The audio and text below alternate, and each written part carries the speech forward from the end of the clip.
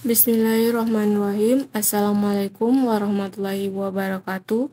Perkenalkan, nama saya Siti Nur Hidayah dengan NIM F2023011112 dari kelas N3. Pertama-tama saya ucapkan terima kasih kepada Ibu Dr. Apoteker Himaniawarti, SSI, MSc, selaku dosen pengampu mata kuliah farmakognosi.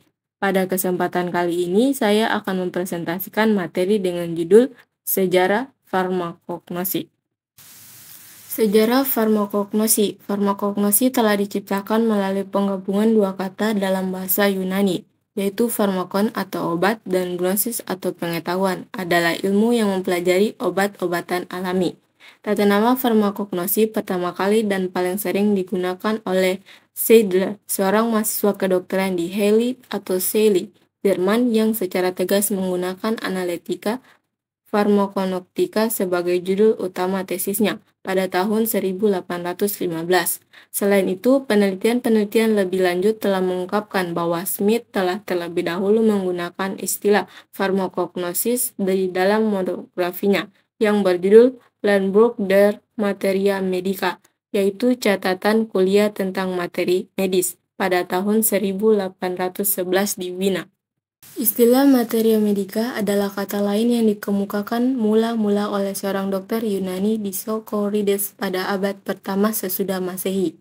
Bahan dasar alam atau umumnya disebut bahan alam tersebut berasal dari tumbuhan atau bahan alam nabati, dari hewan atau bahan alam hewani, dan dari mineral atau bahan alam mineral. Dari ketiga jenis bahan alam ini, tumbuhan merupakan jumlah terbesar yang digunakan sebagai sumber bahan untuk farmasi. Bahan di sini dapat berupa simplicia atau hasil olahan simplicia berupa ekstrak medisinal, yaitu ekstrak yang digunakan untuk pengobatan dan mengandung kumpulan senyawa kimia alam yang secara keseluruhan mempunyai aktivitas biologi, atau hasil olahan simplicia berupa senyawa kimia murni yang dapat digunakan sebagai prazat atau prekursor dan zat pemula untuk sintesis senyawa kimia obat. Namun menurut American Society of Pharmacognosy, farmakognosi adalah ilmu yang mempelajari sifat fisik, kimia, biokimia, dan biologi suatu obat, zat obat atau potensi obat, atau zat obat yang berasal dari alam serta pencarian obat baru dari sumber alam. Dr. Jerman Johann Adam Smith pada tahun 1759 sampai 1809 pertama kali menggunakan istilah farmakognosi dalam bukunya yang diterbitkan pada tahun 1811, Landbuch der Materia Medica, dan sekali lagi oleh Anastasia Schilder pada tahun 1815 dalam bukunya Analecta Pharmacognostica. Kronologi peristiwa awalnya selama abad ke-19 dan awal abad ke-20, farmakognosi digunakan untuk mendefinisikan cabang ilmu kedokteran atau ilmu komoditas, atau Warenkunde dalam bahasa Jerman, yang menangani obat-obatan dalam bentuk mentah atau belum siap.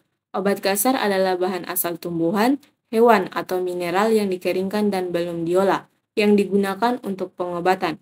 Studi tentang bahan-bahan ini dengan nama farmakognosi pertama kali dikembangkan di wilayah berbahasa Jerman di Eropa, sedangkan wilayah bahasa lainnya sering menggunakan istilah lama materia medica yang diambil dari karya Galen dan Dioscorides di Jerman. Istilah Drogenkunde atau ilmu obat-obatan mentah juga digunakan secara sinonim. Selain definisi yang disebutkan sebelumnya, American Society of Pharmacognosy mendefinisikan farmakognosi sebagai studi tentang molekul produk alami, atau biasanya metabolit sekunder, yang berguna untuk sifat obat, ekologi, pengecapan, atau sifat fungsional lainnya. Demikian pula misi Institut Farmakognosi di Universitas Illinois di Chicago melibatkan produk kesehatan nabati dan yang berhubungan dengan tumbuhan untuk kepentingan kesehatan manusia. Definisi lain lebih mencakup menggambarkan spektrum subjek biologi yang luas, termasuk botani, etnobotani, biologi kelautan, mikrobiologi, pengobatan herbal, kimia, dan lain-lain. Pada awal abad ke-20, subjek telah berkembang terutama pada sisi botani, terutama berkaitan dengan deskripsi dan identifikasi obat baik dalam bentuk kutu maupun dalam bentuk bubuk. Cabang-cabang farmakognosi ini masih penting, khususnya untuk produk botani yang banyak tersedia sebagai suplemen makanan di Amerika Serikat dan Kanada. Kendali mutu, protokol farmakope, dan regulator kesehatan terkait. Farmakognosi didefinisikan oleh American Society of Pharmacognosy sebagai studi tentang molekul produk alami, atau biasanya metabolit sekunder, yang berguna untuk sifat obat, ekologi, pengecapan, atau fungsi lainnya, sesuai dengan definisi yang telah disebutkan. Tokoh penting dalam sejarah farmakognosi. Pertama, Hippocrates pada tahun 460-370 sebelum Masehi, merupakan bapa kedokteran yang memperkenalkan sistematika obat dan etika kedokteran. Kedua, Dioscorides pada abad ke-1 Masehi, merupakan penulis De Materia Medica yang menjadi dasar farmakognosi. Ketiga, Galen pada tahun 130-200 Masehi, merupakan tokoh yang menciptakan sisa pengobatan dan farmasi galenik, mempengaruhi praktik farmasi selama 1500 tahun. Keempat, Ibnu Sina pada tahun 980-1370 Masehi, merupakan tokoh dalam Canon of Medicine. Ia menjelaskan cara pembuatan obat dan penggunaannya. 5, yaitu Al-Raji pada tahun 865-925 Masehi, merupakan tokoh yang memperkenalkan penggunaan bahan kimia dalam obat-obatan. Baik, cukup sekian dari saya. Saya akhiri, wabillahi taufiq wal hidayah. Wassalamualaikum warahmatullahi wabarakatuh.